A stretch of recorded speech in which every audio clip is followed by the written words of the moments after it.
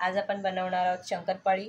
ही शंकरपाळी आपण जरा वेगळ्या पद्धतीने बनवणार आहोत, तर तुम्ही ही रेसिपी जरा नक्की ट्राय करा।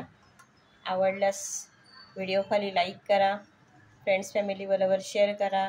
इथे मी 500 ग्रॅम मैदा घेतलेला आहे, त्याच्यामध्ये टाकणार आहोत अर्धा टीस्पून मीठ, 100 ग्रॅम तूप मी गरम करून घेतलेलं आहे, ते ह्याच्यामध्ये मिक्स करणार आहोत।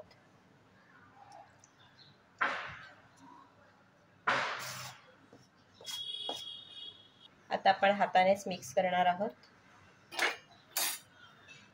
तूप छान मिक्स करून झालेलं आहे। आता ह्याच्यामध्ये आपण टाकणार आहोत पिठी साखर। तर इथे मी 150 ग्रॅम पिठी साखर घेतलेली आहे, तुम्ही तुमच्या आवडीप्रमाणे कमी जास्त करू शकता।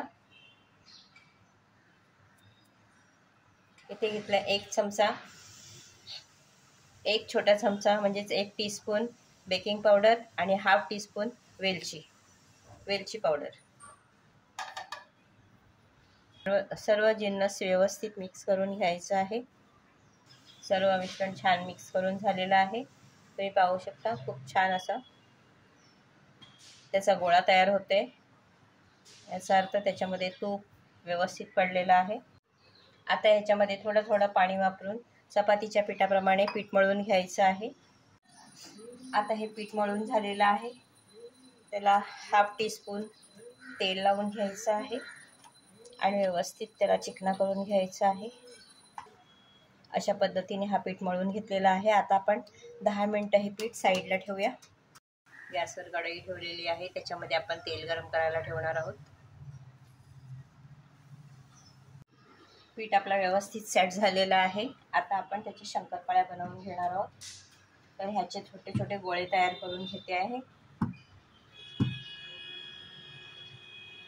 अशा पद्धतीने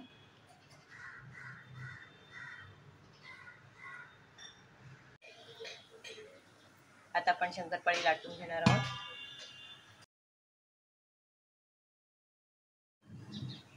अशा पद्धतीने त्याची पोळी लाटून घेतलेली आहे। आता आपण शंकरपाळ्या कापून घेऊया। इथे तुम्ही स्क्वेअर मध्ये किंवा डायमंड शेप मध्ये कापून घेऊ शकता, तुम्ही तुमच्या आवडीप्रमाणे याला काप करू शकता।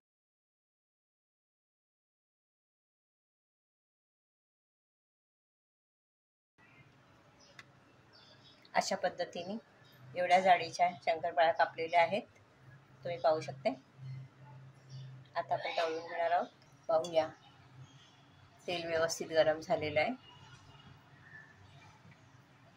आता आपण त्याच्यामध्ये शंकरपाळ्या टाकून घेऊया।